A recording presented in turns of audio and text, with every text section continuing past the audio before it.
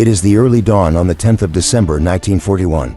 A British task force of ships are positioned off the coast of Malaya, hoping to launch a surprise attack against the Japanese. The head of the task force is the battleship HMS Prince of Wales, and its captain, John Jack Leach.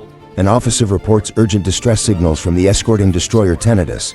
Leach reacts with disbelief, reminding his crew they are under strict radio silence. He then speaks urgently with Admiral Tom Phillips to report the impending Japanese airstrike on Tenedos. Good morrow. Phillips accepts the horrifying truth that the Japanese have finally located Task Force Z. The entire fleet is now within range of a massive enemy air assaults outside. The air vibrates with the roar of Japanese engines. Through the thick clouds, 67 enemy bombers emerge, lining up their targets for a devastating first strike.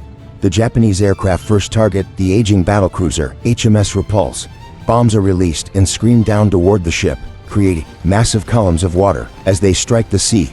Captain William Tennant of the Repulse immediately orders all hands to action stations. Every sailor scrambles to their post as a heavy 250-kilogram bomb descends. The massive bomb strikes the Repulse amidships, causing a violent explosion. The blast throws Captain Tennant to the bridge floor as fire and destruction sweep through. The armored deck below. The port seaplane hangar is devastated, leaving a scene of absolute carnage. Despite the heavy damage and thick plumes of smoke, the Repulse emerges and continues to steam forward. Back on the Prince of Wales, Captain Leach orders his men to repel aircraft. On the bridge, Admiral Phillips watches through binoculars as even more shapes emerge from the clouds. The radar shows 67 Japanese bombers approaching. They split into two squadrons, executing a pincer formation designed to overwhelm the British anti-aircraft fire from multiple angles. From 8 miles away, the enemy planes begin their terrifying dive. Admiral Phillips hardens his resolve and broadcasts an order for all ships to increase their speed to 25 knots. An officer reports that the incoming aircraft appear to be carrying torpedoes. Phillips is skeptical, as no such land-based torpedo bombers were expected to be operating in this region. Phillips observes the enemy formation through his binoculars with growing alarm. The Japanese planes continue to lose altitude, disappearing into low clouds before reappearing off the ship's port bow. 9 Japanese planes start their low-altitude approach, skimming the surface of the waves. In the cockpits, the pilots see the massive British battleships in the distance and prepare their attack. The British anti-aircraft guns flash as they open fire one by one. Tracers arc through the sky toward the black dots of the approaching enemy aircraft in a desperate defense. After 12 salvos, the gunners switch to barrage fire. They hurl a curtain of bursting shells into the air, creating a flak barrier to force the planes into dropping early. The Japanese pilots bravely push through the wall of explosions. On deck, the gun motors tremble as they desperately feed shells into the magazines, open to down at least one plane. The gunners are unprepared for the sheer speed of the Japanese aircraft. Most shells burst behind the targets as the bombers bear down on the British ships at high velocity. The Japanese pilots finally reach their release point. They drop their torpedoes into the ocean.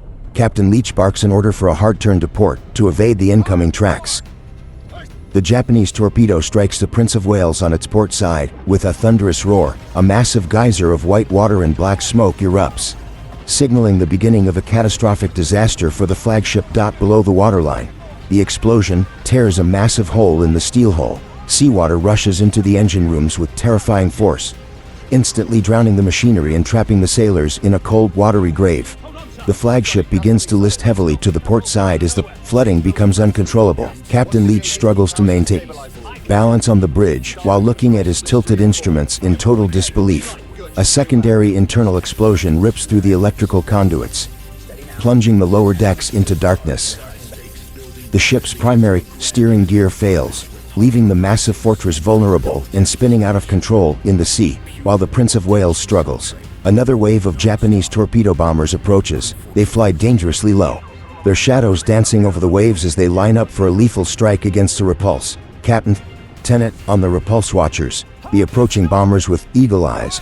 He calculates the torpedo trajectories, shouting precise orders to his helmsman to swing the ship's massive bow away from danger. The Repulse performs a spectacular dance of survival. Torpedoes hiss past the hull, missing by mere yards, as Tennant successfully dodges 19 consecutive cacks in a brilliant display of naval seamanship. Frustrated by the Repulse's agility, the Japanese pilots coordinate a synchronized pincer attack. They drop their lethal cargo from both sides simultaneously, leaving Captain Tennant with no room left to maneuver. A single torpedo finally finds its mark on the repulse's side.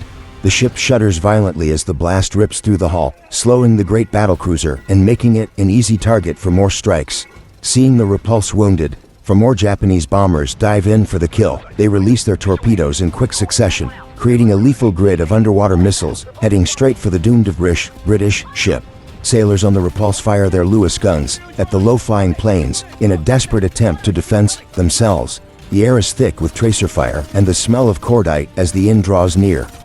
3 more torpedoes slam into the repulse, sealing its fate. The ship groans as its internal structure collapses, and Captain Tennant realizes that his beloved vessel cannot be saved from the depths of the sea. With the repulse listing nearly 45 degrees, Captain Tennant calmly gives the final order to abandon ship. He urges his men to jump clear, hoping to save as many lives as possible before the end. The HMS Repulse rolls over completely, its red-painted keel exposed to the sun for one final moment. Within minutes, the great ship disappears beneath the waves, taking hundreds of brave British sailors with it.